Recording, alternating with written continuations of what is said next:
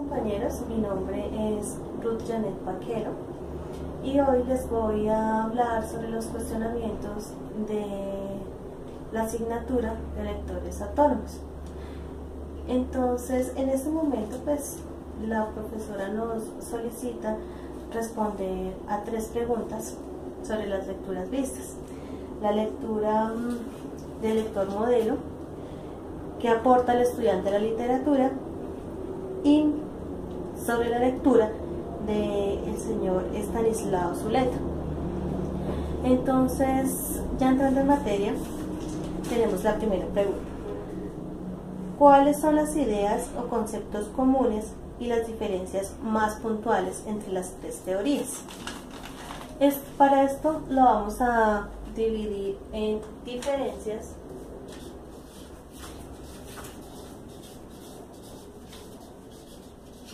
y las similitudes. Y estas las tomé en 3 ejes principales en los cuales se dividen las 3 lecturas, que son el texto, el autor y el lector. En base a estas 3 divisiones vamos a tomar las diferencias y las similitudes. Las diferencias en cuanto al texto. En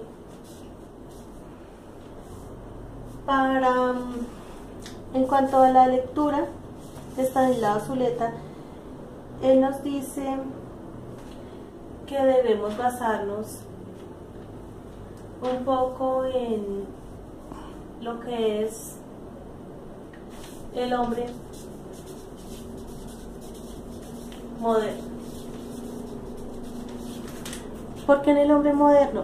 Básicamente porque siempre está de afán, porque no toma el tiempo necesario para recapacitar sobre lo que leyó, porque todo lo lee en un constante afán. Entonces, él pide que nos separemos un poco de eso, que olvidemos que existe un mundo y que nos metamos en lo que realmente es el texto, que lo entendamos y que lo comprendamos. Esto es una de las principales diferencias. Otra de las diferencias es que para uno de los autores no sabemos leer. Esta sí la comparto un poco porque lo viví con las 3 lecturas. Tuve que hacerlas varias veces y repetirlas porque no me concentré o no me metí en el cuento de lo que me querían transmitir en los textos. Entonces, para mí fue un poco complicado entenderlos y llegué a esa conclusión. Definitivamente queremos interpretar cosas diferentes y no vamos a lo que nos dice el texto. Entonces, por eso considero que no sabemos leer. Otra de las cosas en cuanto al autor es que aquí nos hablan, por ejemplo, de un camello, un león y un niño. Para el autor, primero él quiere que interpretemos esa lectura, que la admiremos, que vayamos un poco más allá, pero al mismo tiempo también busca que la critiquemos. Ahí es donde aparece lo del león, que haya una crítica a esa lectura, que miremos un poco más allá, que no nos quedemos en unos párrafos vistos y sigamos, sino que haya una autocrítica y que haya un valor adicional a esa lectura, pero que finalmente la vivamos como niños.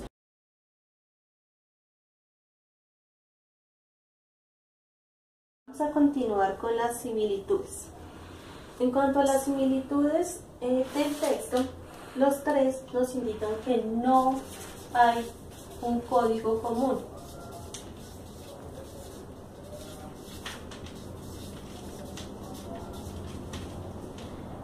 ¿Qué se refieren que no hay un código común? Eso quiere decir que entre el autor y el lector pueden haber diferentes interpretaciones. Para los dos no va a ser lo mismo porque el autor cuando lo escribió tenía algo en su pensamiento muy diferente a lo que tiene la persona que lo está leyendo. Entonces, este código común definitivamente no existe. En cuanto al autor,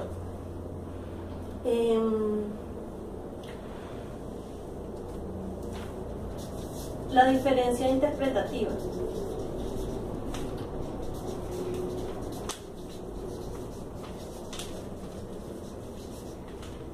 Y volvemos prácticamente a lo mismo.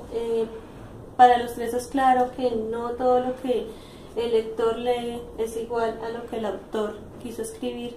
Entonces, a esto se refiere la diferencia interpretativa. Y en cuanto al lector, para los tres es claro que no es controlable.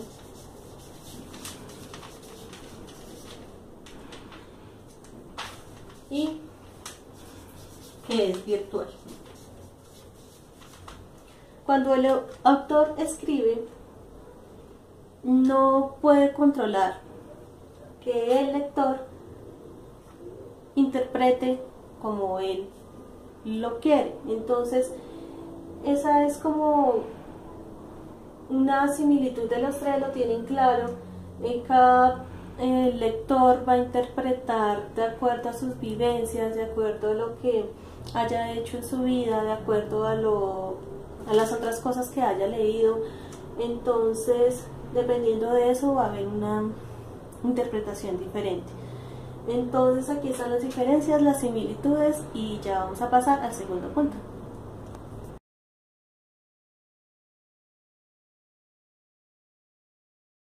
Desarrollo de las preguntas. La segunda es: ¿qué es el texto? ¿Cuál es el papel del escritor y del lector de acuerdo con cada una de las tres teorías vistas? Entonces, es básicamente el texto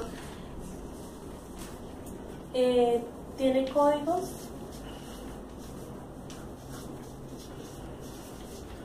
produce códigos, que fue pues lo que ya explicamos anteriormente. También nos dice que es una cadena de orificios. ¿Por qué es una cadena de orificios? Porque a medida que el texto tiene que ir actualizándose, ese texto queda incompleto. Cuando queda incompleto, en el momento en que el lector le da otro sentido a la lectura. También nos dice que el texto tiene elementos no dichos. Esos elementos no dichos están dentro del texto, pero nosotros no los estamos leyendo. Por ejemplo, nos daban algo así como una lectura de que Juan entró al cuarto, entonces María se puso muy contenta. Entonces había muchos elementos no dichos porque si Juan volvió a entrar al cuarto, eso quiere decir que ya había salido, quiere decir que ya María lo estaba esperando, y todo eso no lo está diciendo la lectura.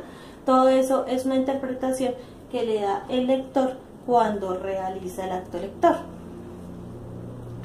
En cuanto al autor, el autor básicamente tiene que buscar un lector modelo. Ese lector modelo, ¿quién es?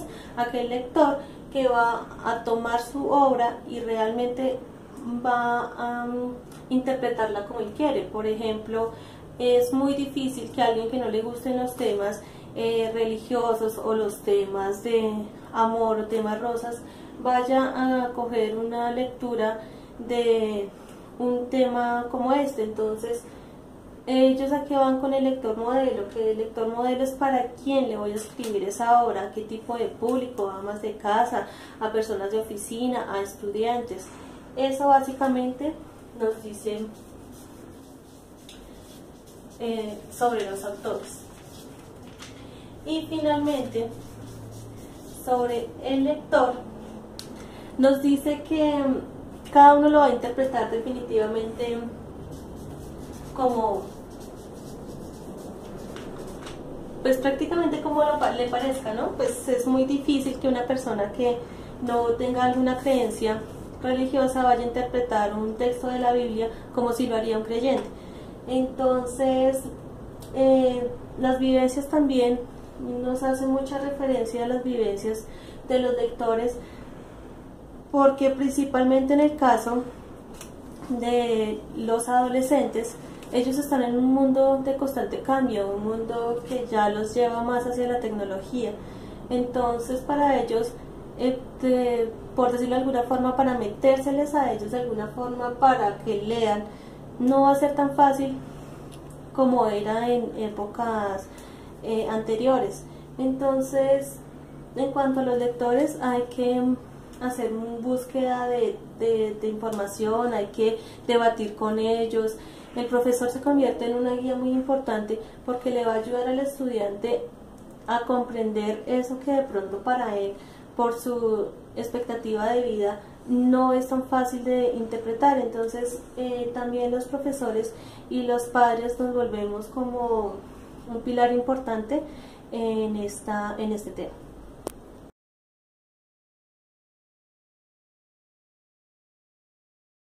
Nos preguntan qué ideas expresadas por el escritor en el video que realizamos tiene relación con las teorías vistas. Este video particularmente me pareció muy interesante porque nos aborda de una manera diferente la lectura.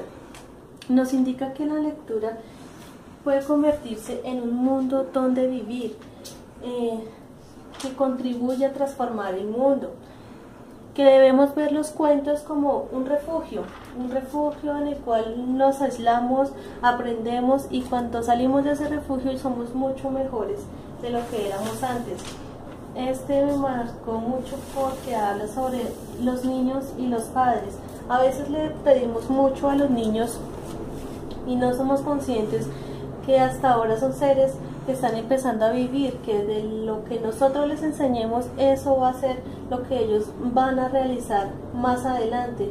Entonces somos como su ejemplo, y si nosotros no leemos, no les vamos a poder exigir a ellos que ellos lo hagan. También nos habla sobre la capacidad de escuchar lo que callamos. Muchas veces, como pasa en los textos, que hay cosas no dichas, en nuestro interior también hay muchas cosas que no sabemos decir, que lo expresamos por medio del llanto, por medio de la risa, por medio de la rabia, pero que está callado en nuestro interior y no lo dejamos salir. Simplemente porque no estamos preparados para sacarlo hacia el exterior. También nos dicen que es un acto de amor. Porque es un acto de amor, porque es que le dedicamos tiempo a esos seres que tanto queremos, porque compartimos, porque les enseñamos, porque leer debe salir de la teoría que lo hacemos por obligación, sino que ya tenemos que empezar a meterles el gusto por la lectura a los niños, y solo lo podemos hacer como con ese acto de amor. También la importancia que le da recursos a los niños, porque ellos ya van a saber a qué se enfrentan. Él nos traía mucho a relación lo de Caperucita el Lobo, lo de los tres cerditos, con nuestra juventud, porque si ellos saben que existe un lobo feroz que está haciendo de las suyas para atacarlos y ver en qué momento caen, eso lo podemos relacionar, por ejemplo, con las drogas, con el alcohol, con los problemas de la sexualidad. Si ellos saben y han leído que afuera hay un lobo que está esperando para atacarlos, entonces seguramente van a ser mucho más precavidos, y por medio de la lectura les dimos ya esa herramienta para que ellos pudieran defenderse en el mundo. En cuanto a lo que tiene que ver con las otras teorías, es básicamente lo mismo, que cada uno va a interpretar a su manera de ser, a su manera de lo que ha vivido, que el autor es muy importante porque por medio de él es que se van a crear los lectores modelos, y pues obviamente que el lector también tiene su parte de responsabilidad, porque va a ser quien finalmente tome como todo ese conocimiento y lo va a exteriorizar. Bueno, pues esta es como la intervención. Lo que leí fueron 3 lecturas excelentes, el video fue muy bueno también y nos abre la expectativa hacia lo que es la lectura, hacia donde debemos enfocarnos como profesionales y hacia donde debemos llegar. Este mundo está volcado totalmente a la tecnología, pero no podemos dejar que esto acabe con lo que son los libros y la importancia de leer. En internet, en las redes sociales hay mucha desinformación y la única manera de guiar a nuestros lectores es nosotros estando bien informados. Entonces, pues a la profesora muchas gracias. Esas 3 lecturas realmente, pues si no hubieran aparecido en la asignatura no las hubiera visto y me ayudaron muchísimo para entender mejor el tema de la lectura. Entonces muchas gracias y nos vemos en un próximo video. Hasta luego.